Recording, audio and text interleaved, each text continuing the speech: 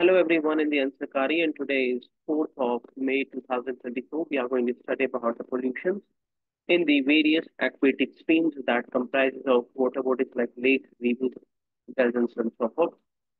तो अगर हम बात करें पोल्यूशन वाटर बॉडीज के अंदर, तो वाटर क्वालिटी डाटा 603 रिवर्स का लिया गया 920 1920 लोकेशंस पर between these 3 years 19 and 21। CPCB जो कि एक सेंट्रल एजेंसी है पोल्यूशन कंट्रोल बोर्ड के नाम से जानी जाती है, स्टैट्यूटरी बॉडी है। और इसने ऐसा पाया है कि 603 के अंदर से 311 जो नदियां हैं वो पॉल्यूटेड 30 स्टेट ड्यूटीज के अंदर, जिनके अंदर बायोलॉजिकल ऑक्सीजन डिमांड और केमिकल ऑक्सीजन डिमांड दोनों ही हम बोल सकते हैं कि वो ज्यादा है, जिसकी वजह से पोल्यूशन ज्यादा इंडिकेट हम दिखा सकते हैं। अगर हम बात करें क्या क्या कंपोनेंट्स हैं, तो फ्लोरोसिस 19 इंडियन स्टेट्स के अंदर डायरेक्टली 25 मिलियन पीपल को अफेक्ट करता है। 1200 इनहेबिटेंट्स हराना खुर्द विलेज राजस्थान के हैव एज प्री मेच्योरली, यानी पहले ही बहुत हम बोल सकते हैं कि एजिंग के जो इंसिडेंट्स है वो बढ़ रहे हैं लोगों के अंदर ज्यादा फ्लोराइड लेवल्स के कारण। UNICEF, United nation international child and education fund, UNICEF, इसने इंट्रोड्यूस किया है एक यूनिट जिसको बोला जाता है डी फ्लोरिडेशन फिल्टर यूनिट, जो कि होम्स के अंदर यूज किया जाए ताकि आप एक्सेस फ्लोराइड ड्रिंकिंग वाटर से निकाल सकें। तो जैसे आरओज होते हैं, हम बोल सकते हैं कि उसी के अंदर एक नई यूनिट लगाई जाएगी, domestic D fluoridation filter unit, जिसकी वजह से फ्लोराइड को पहले ही शो कर दिया जाएगा, so that it do not enter into the bodies of the human beings। Arsenic की बात करते हैं तो दूसरा इंपॉर्टेंट कंपोनेंट है, ग्राउंड वाटर के अंदर भी मिलता है, पॉइजनिंग होती है। हाई लेवल्स होने के कारण टॉक्सिसिटी बढ़ रही है लोगों के अंदर, तरह तरीके की न्यूरो प्रॉब्लम्स क्रिएट हो रही है, चाहे वो किडनी की दिक्कत हो, चाहे वो ब्रेन की दिक्कत हो। कार्डियक अरेस्ट आर्सेनिक की वजह से आ रहा है। Yamuna river, Kaveri river, Penner river, इन सब के अंदर आर्सेनिक के कंपोनेंट्स देखे गए हैं। सी फूड के अंदर भी आर्सेनिक जो है मेनली पाया गया है, लेकिन वो लेस टॉक्सिक ऑर्गेनिक फॉर्म में मिला है ड्रिंकिंग वाटर फूड के अंदर। और जैसे हमने बात किया, अलग अलग तरीके की डिसीजेस इससे हो जाती है। इनऑर्गेनिक आर्सेनिक की बात हम जब हम करते हैं तो हाई लेवल ग्राउंड वाटर्स के अंदर मिलता है। कौन कौन सी कंट्री? साउथ कंट्रीज हैं, जिसमें Argentina, Bangla, Chile, China, India, Mexico, US. Government ने क्या क्या मेजर्स लिए? तो पहला है हमारा नमामि गंगा प्रोग्राम। यहाँ पर हम देख भी सकते हैं कि this is a map representation of the arsenic hotspots in India, which is showing that Punjab, Haryana, then UP, Bihar, and some part of West Bengal, um, then you have the Assam. These are some prominent areas where we have the arsenic pollution. तो हम बोल सकते हैं कि जो Ganga belt है, सबसे ज्यादा आर्सेनिक कॉन्सेंट्रेशन इंडिया के अंदर गंगा बेल्ट के अंदर है। and then we have the spatial distribution of the arsenic that is in the Karnataka, because rain deficient area भी है, प्लेट्यू के ऊपर भी लोकेटेड है। एंड दूसरा जो ग्राउंड वाटर एक्सट्रैक्शन है वो भी बहुत ज्यादा लेवल पर होता है। Andhra Pradesh levered side, and हम बोल सकते हैं कि आंध्रा के अंदर भी जो डेसिडियस टाइप्स ऑफ क्रॉप्स या प्लांटेशन या वेजिटेशन होती है उसके कारण भी, और फ्रीक्वेंट रेन नहीं है उसके कारण भी हमें ज्यादा एक्सेस जो डोमिनेंस है ग्राउंड वाटर के ऊपर ही देखने को मिलती है। एंड पंजाब हरियाणा की जब हम बात करते हैं तो एग्रीकल्चर डोमिनेंस है, जिसकी वजह से एक्सट्रैक्शन ज्यादा होता है। और उस लेवल के ऊपर हम बोल सकते हैं कि एफोरेस्टेशन नहीं होता है, वाटर कंजर्वेशन नहीं होता है। नमामि गंगा प्रोग्राम ये भारत सरकार का इनिशिएटिव, आई थिंक 2015 के अंदर इसको लिया गया था। तो नमामि गंगा, गंगा एक कल्चरल रिवर मानी जाती है इंडिया के अंदर, मिथोलॉजिकल रिवर है, नेशनल रिवर का इसे स्टेटस भी हम बोल सकते हैं दिया गया है। और हम बोलते हैं कि अपना एक इसका एक ड्रेनेज सिस्टम भी है जो कि अलग अलग स्टेट्स की वाटर नीड्स को पूरा करता है। लेकिन गंगा के जो पेरिफेरी पे कोस्टल सिटीज हमारी लोकेटेड हैं, जिसमें अर्बनाइज्ड एरियाज भी हैं, मेट्रोपॉलिटन भी हैं, उनके अंदर पॉपुलेशन अर्बनाइजेशन कॉन्क्रिटाइजेशन बढ़ने के कारण हमने देखा कि जो गंगा है उसके वाटर की क्वालिटी भी डिप्लीट हुई। और उसके वाटर की जो अपनी एक होम्योस्टेसिस है कि गंगा का पानी खराब नहीं होता है, सालों साल आप रखिए, वो भी कहीं ना कहीं इलाहाबाद कानपुर जैसे एरियो के अंदर जब टेस्टिंग हुई तो ऐसा मिला कि नहीं, खराब हो सकता है। तो ऐसा क्यों हो रहा है? ऐसा इसी वजह से क्योंकि पोल्यूशन पाया जा रहा है। इंडस्ट्री जो है अपना एफ्लुएंट रिलीज कर रही है, एमिशन हो रहा है, कॉन्क्रीट जो कंक्रीट होता है कंस्ट्रक्शन सेक्टर से वो डंप किया जा रहा है, चोकिंग हो रही है वाटर की, मिक्सिंग हो रही है from the drainage into the water. तो ये सभी कारण है जिसकी वजह से जो वाटर की क्वालिटी है वो पोर्टेबल नहीं रही, यूज करने लायक नहीं रही है इन द डाउनवर्ड स्टेट्स। तो नमामि गंगे प्रोग्राम के अंदर बहुत सारे सब मिशन है जिसके अंदर बात की जाती है नेशनल कि आप गंगा के कोस्टल सिटीज पर जितने आपकी सिटीज है, आप वहां पर इस तरीके से पोल्यूशन जो रिलीज होता है उसको बंद करेंगे, both by the hard power and the soft power. इसके अलावा आप जो है मैकेनाइजेशन से गंगा रिवर को साफ करेंगे, जिसमें अलग अलग state of the art machine भी रिवर के अंदर उतारी जाती है, जिससे वो कंप्लीट रिसाइकलिंग भी करती है वेस्ट प्रोडक्ट्स का, सेग्रीगेशन एट द सोर्स भी करती है वेस्ट प्रोडक्ट। और पीपीपी पब्लिक प्राइवेट पार्टनरशिप के अंदर ये चीजें होती हैं। National mission for clean Ganga 2016, ये 5 टायर स्ट्रक्चर बताता है नेशनल स्टेट स्टेट लेवल पर कि आपको प्रिवेंट करना है, कंट्रोल करना है, अबेट करना है एनवायरमेंटल पोल्यूशन, ताकि रिवर गंगा के अंदर ना डाल सके। और इसी के अंदर हम बोल सकते हैं कि कॉग्निजेबल ऑफेंस भी इंट्रोड्यूस किए गए कि यदि एडमिनिस्ट्रेशन आपको कुछ भी डालते हुए देखता है, अगर आप प्लास्टिक डालते हैं, अगर आप अपने घर का कूड़ा नदी के अंदर डालते पाए जाते हैं, तो कॉग्निजेबल ऑफेंस है, आपको बुक किया जाता है, जेल में डाल दिया जाता है, चालान भी काटा जाता है। नेशनल रिवर कंजर्वेशन प्लान ये हमारा 1995 के अंदर आया, सेंट्रल स्पॉन्सर्ड स्कीम, जिसके अंदर बात की जाती है कि अबेट कीजिए आप population all over the India excluding those in the Ganga basin, क्योंकि उसके लिए हमारे यहाँ एक सेपरेट प्रोग्राम है जिसके हमने बात। देन हमारे यहाँ वाटर मॉनिटरिंग के लिए अलग अलग प्रोग्राम है, विजन है 2030 तक, जिसमें माइक्रो इरिगेशन आप यूज कीजिए, एफिशिएंट वाटर मैनेजमेंट आप टेक्नोलॉजी को अपनाइए। अमृत सरोवर मिशन, अमृत सरोवर अ, और अमृत धरोवर। अमृत धरोवर हम बात करते हैं वेटलैंड्स, और अमृत सरोवर हम बात करते हैं रिवर एक्वेटिक सिस्टम। तो इसमें बात की जाती है कि रिजुविनेट कीजिए आप 75 वाटर बॉडीज को हर डिस्ट्रिक्ट के अंदर। 2022 के अंदर इसको लॉन्च किया गया। Mission water conservation, mission water conservation के अंदर आप फंड्स को यूटिलाइज करके वाटर का कंजर्व कीजिए। National water mission action plan of climate change 2014 के अंदर लॉन्च किया गया, national action plan for climate change, जिसके अंदर 14 सब पॉइंट्स हैं, जिसमें हॉर्टिकल्चर से लेके पोल्ट्री से लेके water mission is one of them, जिसमें बात की जाती है कि आप जो है वाटर का रिसोर्स मैनेजमेंट कीजिए, ड्रेनेज अच्छे से बनाइए, चेक डैम्स को कंस्ट्रक्ट कीजिए, इरिगेशन कीजिए, हार्वेस्टिंग कीजिए, इक्वल डिस्ट्रीब्यूशन। अब यहाँ पर हम देख सकते हैं कि सेंट्रल वाटर कमीशन, तो सेंट्रल वाटर कमीशन भी आ, हम बोल सकते हैं कि मिनिस्ट्री ऑफ जल शक्ति के अंडर एक डिपार्टमेंट है। और आप सर्च करके बताइए आप लोगों में से कोई कि स्टैट्यूटरी है या फिर ऑटोनोमस है। तो इनका ऐसा मानना है कि 275 रिवर्स इंडिया की पॉल्यूटेड है, और डब्ल्यूएचओ का वाटर क्वालिटी इंडेक्स है, इसके हिसाब से बायोलॉजिकल ऑक्सीजन डिमांड जो है वो बहुत ग्रेटर बढ़ गई है, जिसकी वजह से पानी जो है अनफिट हो गया है पीने की। अगर आप देखें तो गंगा बेसिन के अंदर आप देख सकते हैं कानपुर, इलाहाबाद, अयोध्या, फैजाबाद, लखनऊ, हजारीबाग, ये सारा ही ऐसा रीजन है जहाँ पर बहुत ज्यादा बीओडी की डिमांड बढ़ी है। और ऐसा इस वजह से भी है क्योंकि इन एरियाज के अंदर इंडस्ट्रियल प्रोडक्शन बहुत हाई स्केल पर होता है। चमड़ा फैक्ट्री कानपुर, कपड़ा फैक्ट्री, केमिकल फैक्ट्री, ये सारी यहीं पर लोकेटेड है। इसके बाद जब हम बात करते हैं गुजरात रीजन के अंदर, तो आप देख सकते हैं कि in the eastern Gujarat and in the western Maharashtra, यहाँ पर maximum number of polluted river stretches है, जिसमें आप अलग अलग बात करते हैं नर्मदा, तापी और मूसी। ये सारी रिवर्स ऐसी है जो पोल्यूशन और जिनके अंदर पोल्यूशन बहुत ज्यादा है, और कहीं ना कहीं पोल्यूशन होने की वजह से ये जानी जाती है।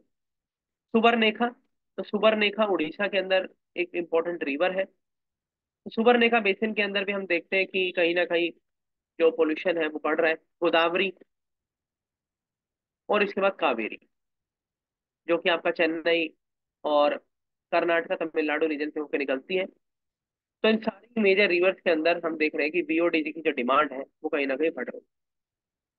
अगर हम बात करें कॉन्स्टिट्यूशनल लीगल प्रोविजंस, तो आर्टिकल 262 इसके बारे में काफी बात भी कर चुके हैं। इंटरस्टेट वाटर डिस्प्यूट प्रेसिडेंट बनाए, यूनियन गवर्नमेंट इस्टेब्लिश करेगी, और कोई कोर्ट इंटरवीन नहीं कर सकती है, लेकिन अपील अगर आप करना चाहते हैं ट्रिब्यूनल के डिसीजन के खिलाफ, then you can reach out to the high court और द सुप्रीम।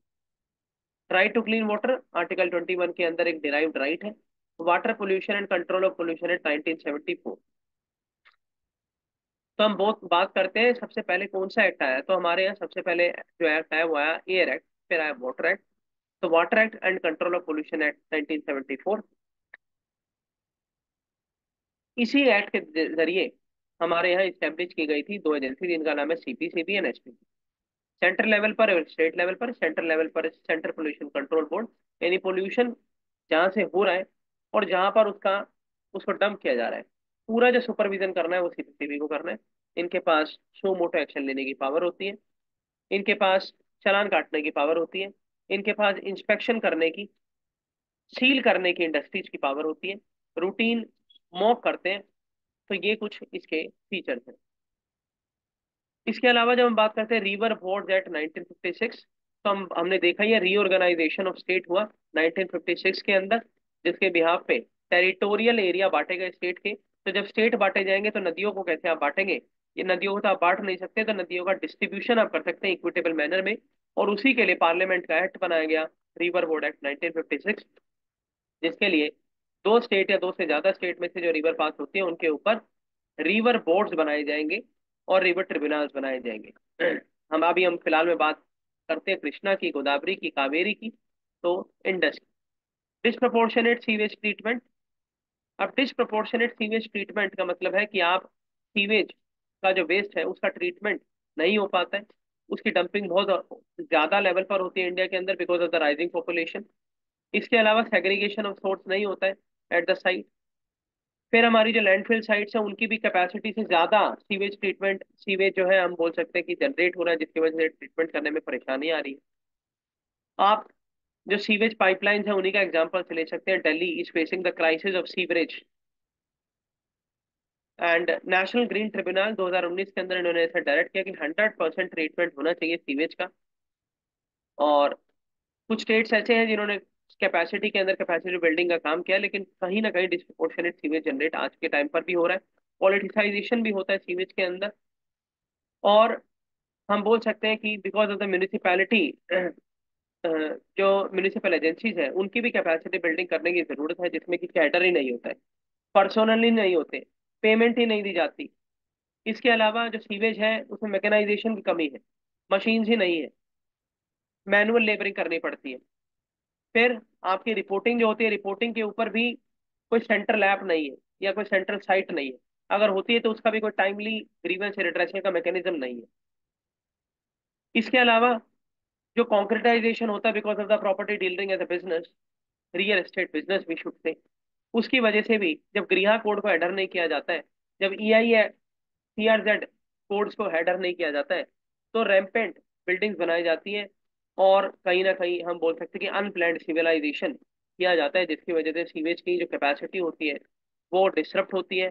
और हम बोल सकते हैं कि ना केवल सीवेज ओवरफ्लो होते हैं, बल्कि म्यूनिसिपैलिटी और सिविल सोसाइटी को दिक्कत होती है, डिसीज फैलती है, और जो क्लीनलीनेस इंडेक्स है वो भी कहीं ना कहीं डीजेनरेट होता है। सीपीसीबी, अकॉर्डिंग टू सीपीसीबी एक report national inventory of sewage treatment plant 2021, इसके हिसाब से सब बोला गया है कि जब सीवेज जनरेट हुआ that is 72,000 million litres per day, और ऑपरेशनल ट्रीटमेंट कैपेसिटी सिर्फ हमारे पास 26,000 की है। तो इतना गैप है इसके बीच में। इंक्रीजिंग बायोलॉजिकल ऑक्सीजन डिमांड, तो इसकी वजह से हम देख रहे हैं जब पार्शियली ट्रीटेड या अनट्रीटेड सीवेज को डायरेक्ट रिवर्स या एक्विफायर्स के अंदर डाला जाता है, तो वहां पर जो ऑक्सीजन की डिमांड जो वहाँ के एक्वेटिक ऑर्गेनिज्म को चाहिए होती है वो नहीं पूरी हो पाती है, जिसकी वजह से उनकी बायोलॉजिकल ऑक्सीजन डिमांड बढ़ती है, नहीं मिलती है तो उनकी डेथ हो जाती है। अगेन न्यूट्रिफिकेशन न्यूट्रिफिकेशन बढ़ता है, जिसकी वजह से हम बोल सकते हैं कि ना केवल ई फ्लो बल्कि डीजेनरेट हो जाता है पूरा नेचुरल इकोसिस्टम और एक्वासिस्टम। तो वाटर को प्यूरिफाई करने के लिए क्या क्या मेथड है, पहला होता है रिवर्स ऑस्मोसिस। ये डिस्कवर किया गया था लेट 1950s के अंदर। इसके अंदर होता क्या कि वाटर को सेमी परमिएबल मेम्ब्रेन यानी पाइपों के अंदर से गुजारा जाता है, जहां पर फिल्टर्स होते हैं। जो फिल्टर जो होते हैं वो अनवांटेड सब्सटेंस होता है, जिसमें आपका डस्ट भी होता है, सैंड भी होती है, केमिकल्स भी होते हैं, उनको सोख कर लेते हैं, मेम्ब्रेन के अंदर ही वो लगे रह जाते हैं, पानी फ्लो करके फ्रेश वाटर आपके टैप से निकल जाता है। उसको बोलते हैं RO यानी रिवर्स ऑस्मोसिस। तो जो घरों में RO होते हैं that is the mechanism of reverse osmosis itself, तो इसको RO बोला जाता है शॉर्ट फॉर्म के अंदर। डीसैलिनेट भी किया जाता है, डीसैलिनेशन के लिए हमारे यहाँ प्लांट लगाए जा रहे हैं। जब हम बात करते हैं अंडमान निकोबार, जब हम बात करते हैं चेन्नई, जब हम बात करते हैं चंडीगढ़ तो यहाँ पर डीसैलिनाइजेशन प्लांट, और इंडिया के अंदर लगभग 6 से 7 डीसैलिनाइजेशन प्लांट बहुत लार्ज स्केल पर लगाए भी जा रहे हैं, ऐसा भारत सरकार कर भी रही है। अब नॉर्मल ऑस्मोसिस और रिवर्स ऑस्मोसिस के भी अंदर क्या फर्क होता है? नॉर्मल ऑस्मोसिस में is a special case of diffusion, जिसमें water molecules super semi permeable membrane से गुजारे जाते हैं from high concentration to the lower concentration. इससे होता क्या है कि मेम्ब्रेन जो है वो वाटर को अलाउ करती है, लेकिन लार्ज मॉलिक्यूल जिसमें ग्लूकोज है, यूरिया है, बैक्टीरिया, वो वहीं पर लगा रह जाता है मेम्ब्रेन के। लेकिन रिवर्स ऑस्मोसिस के अंदर जब वाटर को पास किया जाता है मेम्ब्रेन से अगेंस्ट द कंसंट्रेशन, तो यहाँ पर उल्टा होता है, लोअर कंसंट्रेशन से हायर कंसंट्रेशन के अंदर पानी को रिलीज किया जाता है। और हम बोल सकते हैं कि नॉर्मल जो ऑस्मोसिस होता है वहां पर फ्रेश वाटर पास होता है मेम्ब्रेन से कंसंट्रेटेड सॉल्यूशन में। रिवर्स ऑस्मोसिस में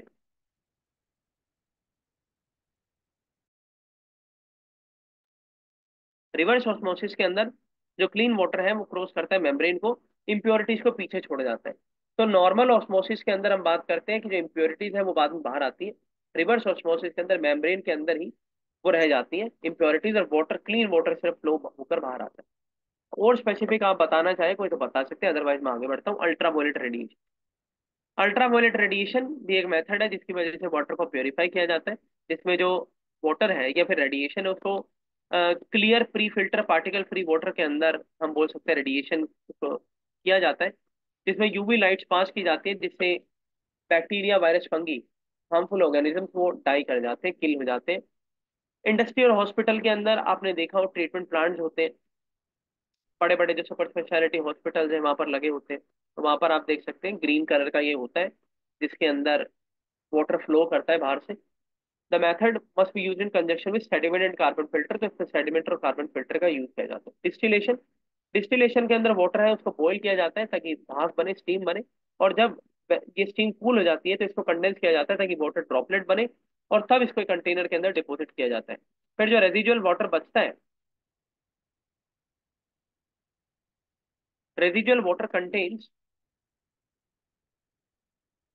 the contaminants and is discarded, यानी जो रेजिजुअल वाटर जो वहाँ पे बचा कंडेंस होने के बाद जो पानी, वहां पर कंटामिनेंट्स आपको डिस्कार्डेड फॉर्म में मिलते हैं, जिसकी वजह से जो वाटर आपने किया डिस्टिलेशन उसका वो प्योर हो गया, और सरफेस लेवल पर जितने भी आप बोल सकते हैं कि कंटामिनेंट थे वो डिपॉजिट हो गए, बाद में आप उनको निकाल सकते हैं, साफ कर सकते हैं। प्लांटेड फिल्टर, सीवेज वाटर को यूज करने के लिए यूज किया जाता है। वेस्ट में होता क्या है कि वेस्ट वाटर को पहले पास किया जाएगा सेप्टिक टैंक से, फिर एक बैफल रिएक्टर से, जिसके अंदर पार्टिकुलेटर और ऑर्गेनिक मैटर रिमूव कर दिए जाएंगे। इसके बाद वाटर को पास किया जाएगा हॉरिजॉन्टल ग्रेवल फिल्टर से, जिसमें पेबल्स होंगे, plant like reads absorb menu, तो जितनी भी इंप्योरिटीज होंगी सेकंड स्टेज में यहाँ निकाल दी जाएंगी। और फाइनली वाटर को पास किया जाएगा ओपन पॉलिशिंग पॉन्ड, और आउटपुट गुड होता है यहाँ पे गार्डनिंग इरिगेशन के, आप इसके अंदर यूज कर सकते हैं। वाटर हाइसिन जो कि एक प्लांट होता है, फ्लोटिंग प्लांट होता है, इससे भी पोल्यूटेड वाटर को क्लीन किया जा सकता है और यूज किया जाता है बायोगैस बनाने के लिए। तो जितने भी आपके वाटर ट्रीटमेंट प्लांट्स होते हैं वहां पर प्लांटेड फिल्टर को यूज किया जाता है। अगर आप सिंपल भाषा में इसको समझना चाहें तो एक बाथिंग टब की शेप का ये होता है, जिसके अंदर आयरन रोड जो है वो आप बोल सकते हैं सर्कुलर फॉर्म में घूमती है, और जो वेस्ट वाटर है उसको रिफाइन किया जाता है। हम बोल सकते हैं कि उसके अंदर से जितने वेस्ट पार्टिकल्स होते हैं उनको फर्स्ट स्टेज में रिमूव किया जाता है, और दूसरी में जब हॉरिजॉन्टल ग्रेवल फिल्टर से इनको पास किया जाता है तो इम्प्योरिटीज वहां पर निकल जाती है, और फाइनली फिर ये जो वाटर है पोर्टेबल तो नहीं होता है, लेकिन गार्डनिंग और इरिगेशन के अंदर आप इसको यूज करते हैं। स्वच्छ सर्वेक्षण सर्वे,